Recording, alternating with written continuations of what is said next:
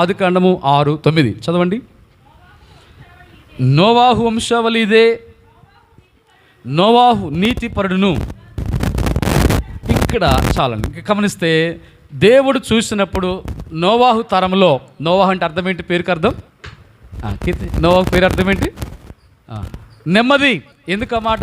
తండ్రి ఏం చేశాడంటే, నెమ్మది లేని దినాల్లో ఉన్నారు. ఆ దినాల్లో దేవుడు తన కుమారుడికి నెమ్మది పేరు ఎందుకు పెట్టినట్టే, దేవుడు నెమ్మదిని కలుగు చేయను గాకని ఆశతో పేరు పెట్టాడు. కుమారుడికి తండ్రి పేరు పెట్టాడు.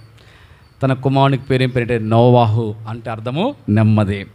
ఇప్పుడు ఈ నోవాహు నోవాహు చూసినప్పుడు ఏమన్నాడు దేవుని వాక్యంలో? నీవే తరం వారిలో నీతిపరుడు, నీతిమంతుడు. చూడండి స్పష్టంగా 7వ అధ్యాయం చూడండి, పక్కన అధ్యాయం 7వ అధ్యాయం 1వ వచనం. 7:1 యెహోవా అని ప్రభు చెబుతున్నాడు గీత ఉండి, ఈ తరం వారిలో నీవే నా ఎదుట నీతిమంతుడు ఉండుట నేను చూచితిని. ప్రభు అంటున్నాడు కదా. అంటే తరం వారిలోనే నోవాహు ఇప్పుడు ఎలా కనబడుతున్నాడంటే దేవునికి ఒక నీతిమంతుడిగా కనబడుతున్నాడు. అంటే ఆ తరములో ఇంకెవరైనా ఉన్నారా? ఇంకెవరు లేరు. అంటే మనుషులు లేరని కాదు, నీతిమంతులు ఉన్నారంటే ఇంకా నీతిమంతులు. అటు ఇటు తిరగొద్దమ్మా పిల్లలు, కూర్చొని షారోన్. గమనిస్తే ఇక్కడ దేవుని వాక్యం ఏం తెలుస్తుందంటే, నీతిమంతుడిగా నోవాహు కనబడ్డాడు. మరి మిగిలిన ప్రజలు ఎలాగున్నారు? వారి బాల్యం నుండే హృదయాలోచనలు చెడ్డవే, వారు శరీర విషయంలో అక్రమస్తులై ఉన్నారు, ఎంతో బలహీనలై ఉన్నారు, తప్పిపోయి ఉన్నారు, పాపము సంపూర్ణంగా ఉన్నది, భయంకరమైన పాపం. అందుకే దేవుడు ప్రజలను జలప్రలయంతో అక్కడ నశించిపోయిన పరిస్థితి. అక్కడ మనం అంటే ఇక్కడ మనకు నోవాహు ద్వారా మనం ఏం నేర్చుకోవాలంటే, నోవాహు పాపంలో ఉన్న ప్రజలందరూ ఉన్నప్పటికీ దేవుని ఎదుట నీతిమంతుడు కనబడుతూ వచ్చాడు. అసలు ఎట్లా మనుషులు నీతిమంతులు అవుతారు? మన గతంలో చెప్పినాం. చెప్పండి, ఒక మనిషి ఎట్లా నీతిమంతుడు అవుతాడు? ప్రశ్న ఉంది యోబు గ్రంథంలో. స్త్రీకి పుట్టిన నరుడు ఎట్లు నీతిమంతుడు అవుతాడు, ఎట్లా శుద్ధుడు అవుతాడు? దానికి ఆన్సర్ ఏంటి గుర్తున్నా చెప్పండి మీకు. స్త్రీకి పుట్టిన నరుడు అంటే, స్త్రీకి పుట్టిన నరుడు అంటే పరిశుద్ధ గ్రంథం వాక్యం ప్రకారము మనుషులందరూ కూడా తల్లి గర్భం జన్మించిన వారే. స్త్రీకి తల్లి అంటే తల్లిదండ్రుల ద్వారా జన్మించిన వారు, తండ్రి తల్లి అంటే స్త్రీకి. కానీ ఇద్దరు వ్యక్తులు తల్లికి అంటే స్త్రీకి జన్మించాల. ఎవరా ఇద్దరు వ్యక్తులు? మొట్టమొదటి మనుషులైన ఆదం. దేవుడు తన శోకాస్తములతో తన పోలికలు నిర్మించుకున్నాడు. అందుకొరకే వారలాగా. కానీ అక్కడి నుంచి ఆదామవల మొదటి కుమారుడు కయ్యూను దగ్గర నుంచి ఇప్పుడు నేటి వరకు కూడా ప్రతి ఒక్కరూ తల్లిదండ్రుల ద్వారా స్త్రీకి జన్మించిన వారే. అయితే మనం మత్తయి సువార్త 1వ అధ్యాయం ఏమిటో తీయొద్దు, వినండి. మత్తయి సువార్త 1వ అధ్యాయంలో అబ్రహాము ఎవరిని కనిన రాబడింది? ఇస్సాకుని కన్నాడు. ఇస్సాకు యాకోబుని, యాకోబు 12 మంది ఇశ్రాయేల్ 12 మందికి ఉన్నారు గోత్రకర్తలు. వారిలో ఒక వ్యక్తి పేరు యూదా. యాకోబు కనిన కుమారుడు పేరు. ఒక గోత్రకర్తలో అంటే ప్రాముఖ్యంగా తీసుకుపోయిన వారు ఎవరంటే యోధా వస్తాడు. యోధా సంతతి వంశాలు వస్తాయి. అక్కడ ఒక ఆయన ట్రైన్లో వెళ్తున్నప్పుడు ఒక ఆయన అడిగాడు. ఆయన అంటే ప్రభువు నమ్మలేదు. ఆయన ట్రైన్లో వెళ్ళినప్పుడు ఇట్లా కరపత్రాలు ఇస్తే వాక్యం చెప్తూ ఉంటే ట్రైన్లో ఉండి ఆయన అంటే బైబిల్లో చదివాడు అంట. ఆయన మత్తయి సువార్త చదివాడు 1వ అధ్యాయం చదివి, ఇదేంటండి బైబిల్లో అబ్రహాము కుమారుడు దావీదు కుమారుడు యేసుక్రీస్తు వంశావళి, ఇది ఎలా అవుతుంది? అబ్రహాము కుమారుడు దావీదు కుమారుడు యేసుక్రీస్తా? అసలు దావీదు కుమారుడు యేసుక్రీస్తు ఎలా అవుతాడు? దావీదు క్రీస్తు పూర్వం 1000 సంవత్సరాలు ఉన్నాడు. యేసుక్రీస్తు వారు మొదటి శతాబ్దానికి సంబంధించిన వాడు, భూమి మీదకి వచ్చాడు. మరి దావీదు కుమారుడు ఎట్లా అవుతాడు? ప్రశ్న. 2 ప్రశ్నలు వేసాడు. ఒకటి, దావీదు కుమారుడు ఎట్లా అవుతాడు? సరే మీరు చెప్పండి, ఎలా అవుతాడు? దావీదు కుమారుడు అని రాయబడింది బైబిల్లో. ఎలా అవుతాడు దావీదు కుమారుడు? అది అక్షరార్థం కాదు. అంటే ఉదాహరణ చూడండి, కొంతమంది పెదనాన్నలు బాబాయిలు ఉంటారు.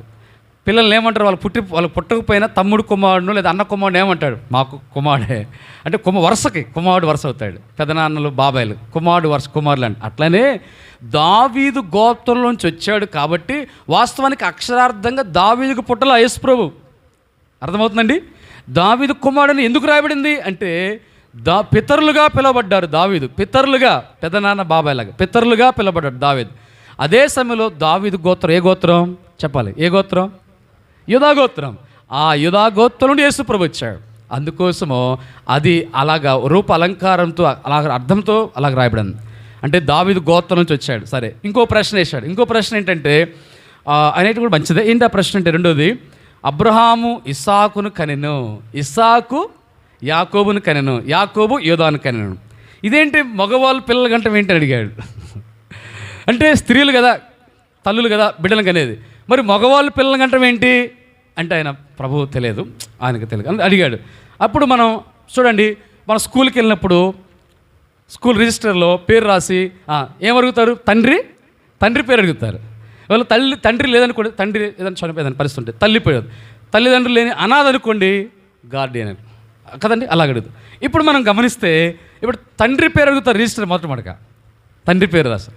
అట్లనే ఇక్కడ మనం గమనిస్తే అంటే ఆ అబ్రహాము ఇస్సాకును కన్నాడంటే అక్షరార్థంగా గర్భము ధరించి కనడం కాదు, అబ్రహాము శారాలకు కనిన కుమారుడే ఇస్సాకు. అందుకే తండ్రి పేరు రాస్తారు, అబ్రహాము కనినో అంటే అబ్రహాము ఇస్సాకు శారా ద్వారా కనబడిన వ్యక్తిగా మనం చూస్తాం. కాబట్టి పిల్లలు ఇక్కడ దేవుని బిడ్డలుగా మనం గమనించినప్పుడు ఇలాంటి విషయాలు, అందుకే మొదటిగా మనం చూస్తే అలాంటి తరములో నోవాహు అంట దేవునికి నీతిమంతుడిగా కనబడ్డాడు. నీతిమంతుడు ఎట్లా అవుతాడంటే బైబిల్ మనం చదివిస్తుంది కదా, విశ్వాసం వలన మనం నీతిమంతులముగా తీర్చబడుతున్నాం. అబ్రహాము దేవుని నమ్మెను, అది అతనికి నీతిగా ఎంచబడను. అంటే మనం దేవుని యందు విశ్వాసం ఉంచడం ద్వారా, విశ్వాసము ద్వారా దేవుడు మనలను నీతిమంతులుగా చేస్తాడు. ఆయన రక్తము మనల్ని నీతిమంతులుగా చేస్తుంది. కనుక దేవుని వాక్యం నమ్మువారు ఉచితంగా ఆయన కృపచేత ఆ నీతిమంతులు మనం నీతిమంతులుగా చేయబడుతున్నామని బైబిల్ లేఖనాలు చెబుతున్నాయి. కాబట్టి మొట్టమొదటిగా మనము నోవాహు వలె దేవుని దృష్టిలో నీతిమంతులు కనబడాలి. అయితే ఆ తరం ఎలాగుందండి? నోవాహు కాలం ప్రజలు ఎలా ఉన్నారంట? జనులు పెండ్లికిచ్చుచు నారు నాడుచు తినుచు త్రాగుచు ఉన్నారు. ఇప్పుడు దినాలు మనం చూస్తాం, ఇండ్లు కడుచున్నారు. అంటే కట్టడం తప్పు కాదు, కానీ ఒకప్పుడు కంటే ఇప్పుడు దిన ఎక్కువ ఇల్లు కడుతున్నారు. అది ఇందిరమ్మ గృహ పథకాలు కావచ్చు, లేదా ప్రభుత్వం ఇచ్చే పథకాలు కావచ్చు, లోన్ ద్వారా కావచ్చు, ఈఎంఐ ద్వారా కావచ్చు, ఏదో రకంగా ఇప్పటి కాలంలో ఇల్లు కడుతున్నారు కదా. ఇప్పుడు కాలం ఇల్లు ఉన్నాయి, ఒకప్పుడు ఇలాంటి ఇల్లు లేవు. ఎక్కడ చూస్తున్నా ఇల్లే కదా. ప్రభు రాకడ సమీపించుకొస్తుంది. నోవాహు కాలం ఎలాగుండెనో మనుష్య కుమారుని రాకడ దినాల్లో అలాగే ఉండును. మనుష్య కుమారుడు రాకడ యేసు ప్రభు కాలం ఇది కూడా సూచనే. నోవాహు దినములలో ఎలాగుండెనో ఇల్లు గడుచున్నారు, ఈ దినాలు ఇల్లు గడుచున్నట్లుగా కదా. ఎక్కడ చూస్తున్నా లేని వారికి ప్రభుత్వము లోన్ల ద్వారా ఏదో రకంగా పెండ్లి చేసుకున్నారు. అంటే తప్పని కాదు, పెళ్లికి పడుతున్నారు, నీరు నాడు తాగుచున్నారు, తినుచున్నారు, త్రాగుచున్నారు, నారు నాడుచున్నారు, ఇవన్నీ చేస్తున్నారు. నోవాహు దినములు ఆ తరములు ఒక్కడు నీతిమంతుడిగా దేవుని కనబడ్డాడు. రెండో సందర్భంలో చూస్తే దాంట్లో రెండో విషయం ఏంటంటే బైబిల్ మనం చూస్తే లోతు దినాలు మనం చూస్తాం. లోతు అదేంటంటే సొదొమ పట్టణం. ఈ సొదొమ పట్టణం దినాల్లో ఇది కూడా ప్రభువు రాకడ సూచన. ఏమని రాడింది? లోతు దినములు ఎలాగుండెనో మనుష్య కుమారుడు దినములు కూడా అలాగా. అంటే యేసు ప్రభు రాకడ దినాలు అలాగుంటాయి. మన పూర్వీకులైన లోతు దినాలు ఎలా జరిగిందో అలాంటి దినాలు యేసు ప్రభు రాకడ టైంలో జరుగుతాయి. అది అలాగుండునంటే యేసు ప్రభు రాకడ ఏం జరిగినాయి? ఉదాహరణ మనం చూస్తే బైబిల్ గ్రంథంలో లోతు దినాలు ఎలాంటి పరిస్థితులు ఉన్నాయి? ఆ దినాలు ఎలాంటి పరిస్థితులు అంటే 3 రకాలు ముఖ్యంగా చెప్పుకోవచ్చు అండి. లోతు దినాలు ఒకటి చాలా భయంకరమైన గర్వం. అందుకే నీ చెల్లెలైన సొదొమ చేసిన గర్వం అంటే పాపం, నేరం ఏంటంటే సొదొమ పాపం ఏంటంటే గర్వం. ఒకటి సొదొమ పాపం ఏంటి చెప్పండి? గర్వం. ఒకటి గర్వం. రెండోది సొదొమలో ఉన్న పాపం ఏంటి? రెండోది అంటే అక్కడ మత్తు, డ్రగ్స్, మత్తు పానీయాలు అక్కడే ఉన్నాయి. సొదొమ గొమొర్రాలో మత్తు, భయంకరమైన మత్తు పదార్థాలు ఉన్నాయి, డ్రగ్స్ పానీయాలు ఉన్నాయి. ఇప్పటి దినాల్లో సారాయి, బ్రాంది, విస్కీ, గంజాయి, ఈ డ్రగ్స్ మత్తు పానీయాలకి చాలా పెద్దలు కూడా ఎడిట్ అయిపోతున్నారు, బానిస అయిపోతున్నారు. సొదొమ గొమొర్రా రెండోది ఏంటంటే మత్తు పానీయాలు. సొదొమ మత్తు భయంకరమైన మత్తు అంటది, చాలా భయంకర మత్తు వస్తుంది. నెంబర్ 3 సొదొమ గొమొర్రాలో ఉన్న 3వ పాపం ఏంటంటే కామ వికార చేష్టలు, అంటే భయంకరమైన వ్యభిచార పంతం. ఈ 3 విషయాలు మనం యేసుక్రీస్తు రాకడ మనం ఈ సమీపించే దినాల్లో ఈ ప్రపంచంలో ఇప్పుడు చూడండి గర్వం ఎంతో పెరిగిపోతాం. చిన్న పెద్ద అనే గౌరవం లేదు, తల్లిదండ్రులు వారు వీరు గురువు అని లేదు కదా. మనం స్కూల్లో చూస్తాం, కాలేజీలు చూస్తున్నాం, యూనివర్సిటీ చూస్తాం. ఎక్కడ చూసినా చూడండి ఒకప్పుడులాగా టీచర్స్ని లేదా లెక్చరర్స్ కానీ గౌరవించే విధానం ఇప్పుడు లేదు. ఒకప్పుడులాగా తల్లిదండ్రులని, చిన్న పెద్ద అత్త మామలు కానీ ఇప్పుడు లేదు. ఇప్పుడు ఒకప్పుడు పెద్దవారిని వాళ్ళు కనబడితే గౌరవించడం అలా ఇప్పుడు లేదు. అంటే అందరూ చేయట్లా, అందరూ చేస్తాను కాదు, ఎక్కువ మంది అలాగ లేదు, ఎవరో కొద్దిమంది గౌరవించేవారు ఉన్నారు. చూడండి ఏదన్నా గర్వం ఎక్కువైపోతుంది, గౌరవం లేదు, మర్యాదలు లేని పరిస్థితులు ఉంటున్నాం. ఇది గౌరవం అంటే గర్వం పెరిగిపోతుంది. ఒక ఆమె అంటుంది, అయ్యా పాస్టర్ గారి దగ్గరికి వచ్చి తల్లి అంటుందంట, అయ్యా మా అబ్బాయికి, మా కుమారుడికి భలే గౌరవయ్యా, భలే గౌరవయ్యా అంటుంది. అప్పుడు ఆయన అంటే, అమ్మ చాలా గౌరవం, మంచిదేగమ్మా గౌరవం అంటే. గౌరవం అంటే ఆమె దృష్టిలో ఏంటంటే గౌరవం కాదు, గర్వం. గర్వం అని చెప్పు ఏమంటుందంటే, మా అబ్బాయికి చాలా గౌరవం అయ్యా. గౌరవం ఏంటంటే గౌరవించడం మంచిదే కాదు, తల్లిని గౌరవించాలి, తోటి వారిని గౌరవించాలి, పెద్దలను గౌరవించాలి, అనేకులు మనం గౌరవించాలి, మంచిదే. కానీ గౌరవం వేరు, గర్వం వేరు. గర్వం వేరు అంటే పిల్లల్లో కూడా గర్వం వచ్చేస్తుంది, పిల్లలు కూడా గర్వం. ఇంకా మనం చూస్తే ఈ దినాల్లో గర్వం ఉంది. మత్తు పానీయాలు ఇంక చెప్పాల్సిన పని లేదు, ఎన్నో వింటున్నారు, చూస్తున్నారు. చిన్నపిల్లలు కూడా స్కూల్కి వెళ్ళే ప్రాథమిక విద్య, హై స్కూల్ విద్యలో కూడా మత్తు పదార్థాలు వాడుతున్నారు. ఓకే, ఇంకా చెప్పాల్సిన పని లేదు. నెంబర్ 3 ఎన్నో భయంకర జోదము, పాపం, ఎన్నో రకాల పరిస్థితులు ఉన్నాయి. అయితే దేవుని బిడ్డలుగా మనం లోతు దినాలు, లోతు ఎలాగున్నాడంటే బైబిల్లో లోతు గురించి కూడా ఏమంటే పేతురు పత్రిక రాయబడింది, 2 సార్లు రాయబడింది. నీతిమంతుడైన లోతు దినదినము తన మనస్సు నొచ్చుకుంటూ వచ్చాయంట. అంటే సొదొమ గొమొర్ర ఆ ప్రాంతంలో ఎవరు నీతిమంతుడు? అబ్రహాం ప్రార్థన చేశాడండి. ఏంటి ఆ ప్రార్థన?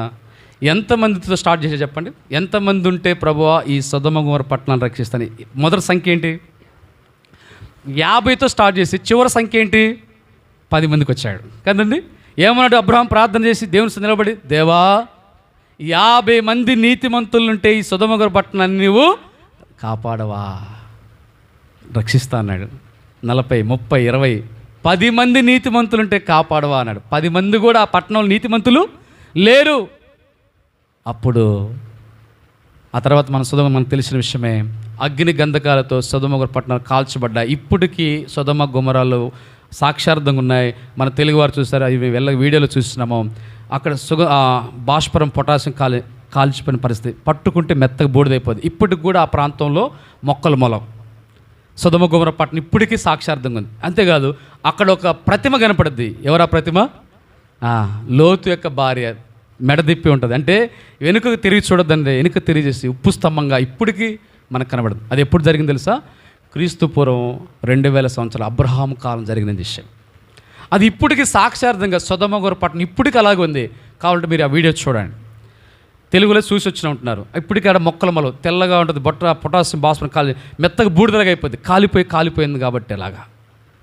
అక్కడ లోతు భార్య విగ్రహం కనపడుద్ది, ఉప్పు స్తంభం ఉంటుంది, ఇప్పటికీ ఉంది సాక్షార్థం. 2000 సంవత్సరాల క్రితం క్రీస్తు పూర్వం, ఇప్పుడు 2000 అంటే సుమారు 4000 సంవత్సరాల క్రితం జరిగిన సంఘటన ఇప్పటికీ నేటికి సాక్షార్థంగా ఉన్నాయి.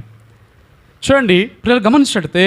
అయితే అక్కడ 10 మంది కూడా నీతిమంతులు లేరు, కానీ ఒకే ఒక వ్యక్తి నీతిమంతుడు. ఆ వ్యక్తి ఎవరంట?